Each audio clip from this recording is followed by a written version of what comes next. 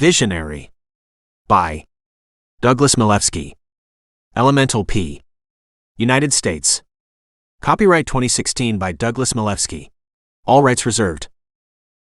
Chapter 9. The government moved faster than I expected. The party may be filled with buffoons, but not the church. In the Parishioner, the official church paper, the church announced the promotion of Father Samuel Greer of St. Peter's Cathedral to the position of church inspector. Those words kicked me to the curb. Inspectors had the duty of hunting down and arresting wizards. Their ranks were filled with competent men. I knew how smart Mel was, and Mel knew my secrets. I thank God that I only talked to Mel within the sacrament of confession. By canon law, our conversations were held most sacred, and he could not use any of my words as evidence against me. If he had not understood my idiosyncratic motives before, he did now. I had used the confessional as a weapon to safeguard myself, not merely against other clergy but against Mel should he ever prove a danger. My only saving grace was that Mel had no official reason to turn against me. I was a non-entity. In previous years, Mel had checked the records and none of my pseudonyms showed up on any wanted lists. In fact, I was mistakenly listed as deceased in the Army records from influenza, but I suspect that he's the one who inserted the mistake. As long as I did not appear on any official list, my existence presented him with no conflicts. Whether that continued being the case, I did not know. That did not mean that Mel had nothing to use against me should he get ambitious. He had known me before the confessional. He could add me to the wanted list. He only needed one lead to derive a clean line of evidence against me. I was utterly at his mercy. My best protection had been my obscurity. That was now gone. At this point I decided that fate, kismet and destiny had met in a bar, gotten thoroughly sodded, and after wandering home arm in arm singing old war songs had fallen asleep in the park. How else could I explain such a conjunction of occurrences? No matter the whims of the trio of torment, I still had to write, but my mind no longer cooperated. I couldn't think straight. I stared across the city as long as my heart let me, giving up any pretense of fairness. Joe didn't help. He had no interest in events. He only cared about baseball. He pulled me out of my refuge and took me to a game between the Cornhuskers and the Groundhogs, just outside of Glen Burnie, right near the ice house. I never much cared for baseball. I understood the game well enough, but whatever love other people had for it, I didn't. My father did not allow me to play it, as wizards don't play baseball. Yet it was one of the favorite pastimes of wizardly students. Mel had tried to get me into baseball, and even took me to a few games at Ivy Hall. I had brought a novel with me on the second outing. Mel gave up on me after that.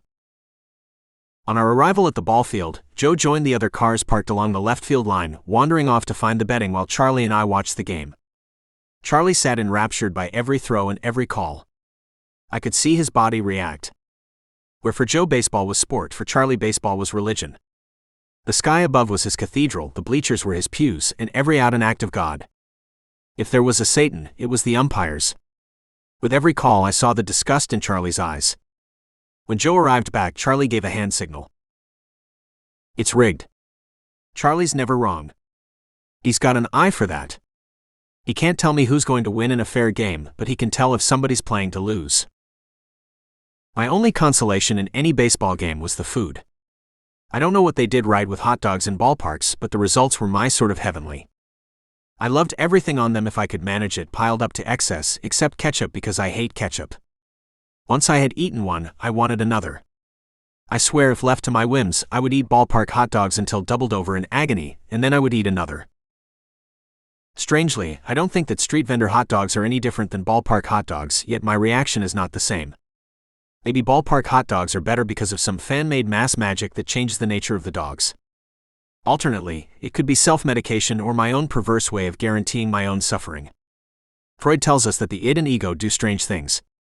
One part of your psyche expects to be unhappy, and the other part of your psyche guarantees the outcome. Between the 5th and 6th innings, the home team brought out a stuffed wizard, parading it around the field as the fans chanted, "Stomp! Stomp!" When the crowd had built itself loud enough, the man dropped the effigy on the infield, and a line of kids came out of the stands to stomp the effigy as spectacularly as they could devise. Each kid only had time for a hop or two before the next kid got a chance, so each one made it count. Once the last kid was done, the effigy was whisked off the field and play resumed. With sentiments like this, I didn't need a hot dog to give me a bellyache. Such spectacles had almost disappeared before May Day. The hate had been fading. Thanks to Fiat Lux, it was all back. "You just need a beer and you'll feel better," said Joe, who wandered off to a hooch cellar to pick up 3 bottles. The beer was average, which is about all anybody cares about at a baseball game. The game failed to pull me away from my obsession about Fiat Lux. Cymbeline was tired of Fiat Lux as well. She felt restless. She wanted to do something gay, so the 4 of us decided to have a night on the town. The women of the local Episcopal church had hired the Al Merchant Band to entertain and cheer the neighborhood. We invited ourselves. The dance itself was held on the lawn beside the Episcopal church. The pews had been carried outside for seating. The young men and young ladies sat on opposite sides of the lawn, fancied up, unsure of whether to attack or flee. Most of the young men wound up fleeing to the food table well lit by stringed lights. Numerous other children dashed about the lawn at unpredictable speeds, playing freeze tag. One child was dashing after his fellows. When he touched someone, he would freeze them, meaning that they had to stand still. Meanwhile, the unfreezer ran about unfreezing. The game itself seemed pointless other than to occupy energy. At that age, I was never allowed such games as they were beneath my intelligence. The band warmed up in the church proper, which would have put any church inspector into a snit. That was simply not done among the Anglicans who dominated the synod. No point of procedure was too small to leave undocumented, and I'm sure that there was a rule about this, with a duly assigned catalog number and a small book of commentary. The only difference between the Catholics and Anglicans, as far as I'm concerned, is that the Catholics send you to purgatory, while the Anglicans send you to Sunday school. Once the music began, the older set proceeded to dance, having long ago abandoned their youthful confusion. Dance had been one of the few pastimes that my grandmother had allowed to me while I was in school. On Sunday afternoons I joined others at dance practice, and one Saturday night per month I was permitted to travel to a dance. My grandmother sat to the side, keeping a firm eye on me lest a girl think me cute and tempt a kiss from me. The moves here were a little different, and the embellishments a little fancier than I was used to. My first partner looked rather confused at my leads, but I quickly adapted. I had forgotten so much that my partner had to remind me.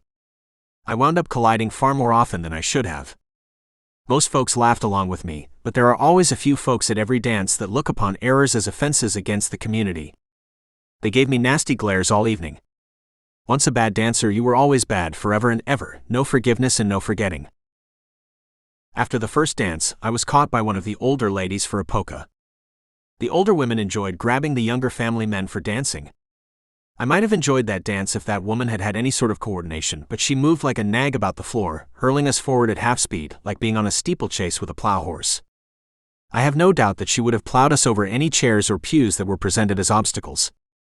Every time that we whisked by, me failing yet again to regain the lead, I saw legs pulled up onto benches as we trounced through idle shoes.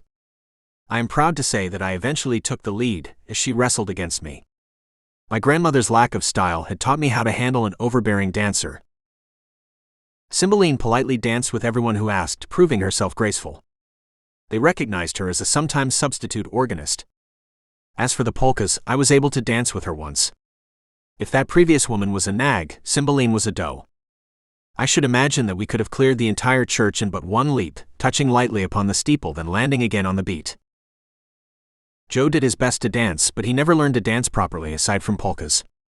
Later on I would find out that he was quite the dancer at jazz clubs. The man was a legend dancing the black bottom. I don't know what Charlie did at those dances, besides sit there and contemplate whatever Charlie contemplated. The ladies did try to speak with him, but he would point at his throat by making a gun shape with his hand. The ladies touched his arm in sympathy, and realizing that they had a captive audience, proceeded to talk his ear off. As twilight approached, an announcement by the pastor's wife brought the dance to a halt. "The inspectors are gonna announce something," she yelled as some men carried out the radio from the parsonage and plugged it in. At 8 o'clock, with the last light of the sun, an announcer signed on. "This is Don Stenger in Philadelphia, reporting from the Synod building. The inspectorate has an important announcement. The news conference will begin any minute. Reporters from all over are present in the capital. Every major paper is represented. They've sent word that this is going to be big. It's right on the hour now, so we're only waiting for the, here comes the Inspector Patriarch. I'll turn you over to the podium." A noise occurred as the announcer moved his microphone. A different voice came on now. It was the Inspector Patriarch, the highest ranking of all church inspectors. Ladies and gentlemen and fellow citizens, it is my happy privilege to announce the capture of the wanted wizard, Luke Mather, suspected member of Fiat Lux. Through the diligence of the inspectorate, we found him disguised as Luke Alderman in Baltimore. We now seek witnesses against him. By federal law, if you have any evidence against this man, you are compelled to step forth. Failure to do so is considered aiding and abetting a criminal, punishable as a felony. We ask all who know anything about this man to step forth. Thank you. I did not hear the questions and answers that followed as I was too busy with my own thoughts. They had Luke, my friend and instructor. He was the closest thing in my life to a father. If there was anyone left in this nation to denounce him, it was me, and there was one inspector who knew that I was out here. That last sentence uttered was meant for me and me alone. I was now damned. If I walked in as the law demanded, I would be made to denounce Luke, and Luke would be forced to denounce me. We'd both be sent off to Judas Iscariot prison, never to be heard from again. If I didn't, that manhunt would eventually catch up with me, and I'd go to prison anyway. I ambled out of the dance a little dazed. Cymbeline covered for me. The heat's been getting to him. I told him to get some air. You know how men are. Once extracted, she pushed me down into a chair, settling herself at my feet, laying her head into my lap. With the announcement over, the band resumed playing. It was one of those special dances called the People's Stomp. You can guess who they stomped in the song. He was my mentor, I burst out to her. I love that man. He had nothing to do with this. And they know that I'm out here somewhere and they're looking for me. Cymbeline chilled my hands so softly with her delicate fingers. Jack, we won't let that happen to you. You're safe now. We're nowhere. Only the Baroness knows where we are. They won't find us. We'll keep our little bit of happiness right here. Damn you, drunken trio of misery. Damn you. I never wanted fate knocking on my door again, but come knocking she would.